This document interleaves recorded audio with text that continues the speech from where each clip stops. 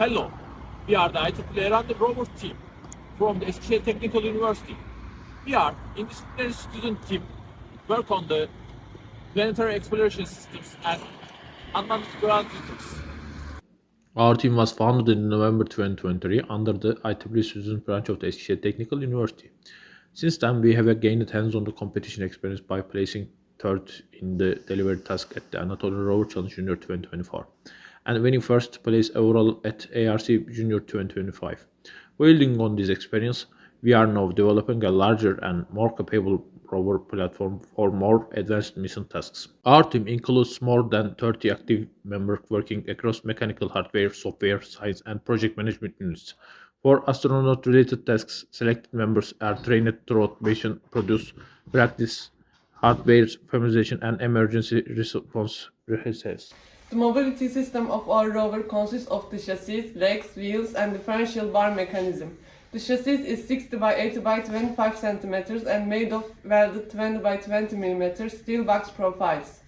The rover body is covered with 4 mm aluminum composite panels to protect the electronic systems and improve impact resistance during field operations. The legs are made of 30 by 30 mm steel box profiles connected to the chassis with ST37 laser cut parts. The wheel tires are being produced with flexible TPU three-dimensional printing and are currently in the prototype stage to support the suspension structure. The differential bar mechanism is located under the chassis and helps the rover keep ground contact on uneven terrain and creates a suspension effect. The total mobility system weighs 30 kilograms. For the mobility system, our rover uses 4 independent BLD sub motors. Each motor is controlled by a custom STM32 F411 base motor driver board developed by our team. These boards use Hall sensor feedback, current sensing, voltage monitoring, and 6-step computation for closed-loop speed control. This architecture gives us direct control over the motor behavior, protection logic, telemetry, and fault handling during both autonomous and manual operation. For ARC'26, as the hardware team, we are building a modular, testable, and safety-focused rover hardware architecture. We are currently in the design process of our lithium iron phosphate battery pack system, and during the development process, we are using lithium polymer battery pack. For the final system, we are planning a 12S 3P lithium iron phosphate battery pack for the high-power mobility system, and then 8S 1P lithium iron phosphate battery pack for logic electronics, sensors, controllers, and communication devices, ensuring approximately 45 minutes of operating time. This layout isolates motor noise from logic power, while BMS units, fuses, and the emergency stop provide protection. The rover uses a hierarchical control structure. The NVIDIA Jetson Orin Nano handles high-level perception, mapping, and autonomous decision-making. The STM32H723 main controller manages real-time coordination, safety states, and communication between subsystems. The STM32F411 motor driver executes local motor control. Our manipulation system uses a 5-axis robotic arm with 6 motors. The arm is 130 cm long and weighs 15 kilograms. For base rotation, we use a planetary gear system with a 5:1 reduction ratio. For the arm joints, we use cycloidal gear systems with a 64:1 reduction ratio for increased torque level in a small area. These systems are produced with PETG three-dimensional printing and ST37 steel parts. The arm segments are connected by 4 carbon fiber tubes at each level, providing lightweight strength. The gripper has 2 subsystems, a bevel gear mechanism with 2 motors and 3 bevel gears, powered by a timing belt system, and the trapezoidal lead screw gripping mechanism with 1 motor for strong and reliable gripping. For the manipulation system, we use geared DC motors, BTS 7960 motor drivers with AS5600 magnetic encoder feedback. This allows position feedback, calibration, speed control, zeroing, and safe stopping for controlled manipulation tasks. Our drilling mechanism is 71 cm long, 56 cm wide, and weighs 10 kilograms. Its vertical movement is provided by 2 motors driving lead screws, allowing controlled drilling during sample collection tasks. The auger can drill up to 30 cm and transfers the collected sample directly into the sample containers for scientific analysis. The structure is made of laser-cut and welded ST-37 steel for durability during drilling operations. The sample storage system includes one motor, a tube placement plate, and a plate for storing magnetic sealing cups, enabling secure storage of collected samples. The tubes and plates are produced by PETG 3-dimensional printing.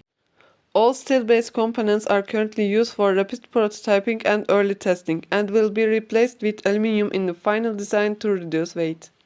Hello, I'm Sana Şener, and I'm presenting the science unit of our team. For ARC'26, our science mission is built around one clear idea.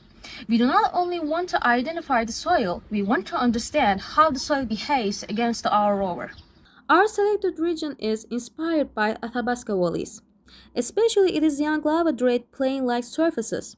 We focus on a more homogeneous and rover-accessible reference area because it gives us a reliable baseline for comparison.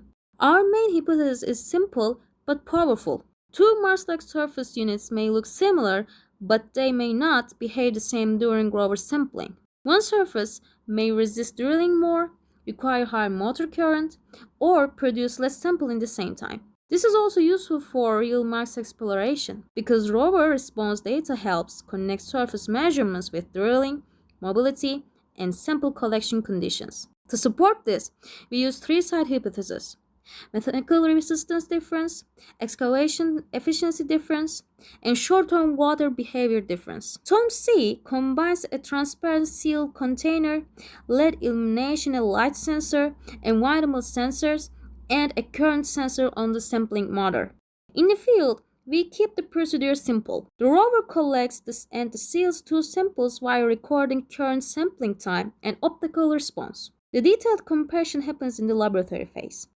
We take equal subsamples, place them into the transparent cups, apply the same vertical load to compare compaction, and then add the same amount of distillated water to observe short-term spreading and rotation behavior. For the ground station and communication system, we use a dual-link wireless architecture. A 5 GHz link using NanoBeam 5 AC is dedicated to real-time video transmission. A separate 2.4 GHz link using Rocket M2 is for telemetry and manual control commands. The ground station includes the operator computer, antennas, and power units. Its estimated total mass is approximately 8 to 10 kilograms, and the main ground station unit is planned to have an estimated size of around 60 by 40 by 25 centimeters. This system is chosen because it separates high bandwidth video from low latency control data, improving bandwidth management and control reliability. The target range is at least 300 meters line of sight with heartbeat monitoring and fail-safe stopping if communication is lost. For the Anatolian Rover Challenge, we are developing our software efforts around a modular, ROS-based autonomy architecture.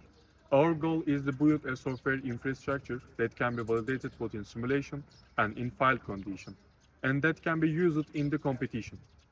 At the center of this system is ROS, which lets us organize perception, localization, navigation, control, and communication as connected nodes. This makes the rover software more scalable, maintainable, and easier to improve.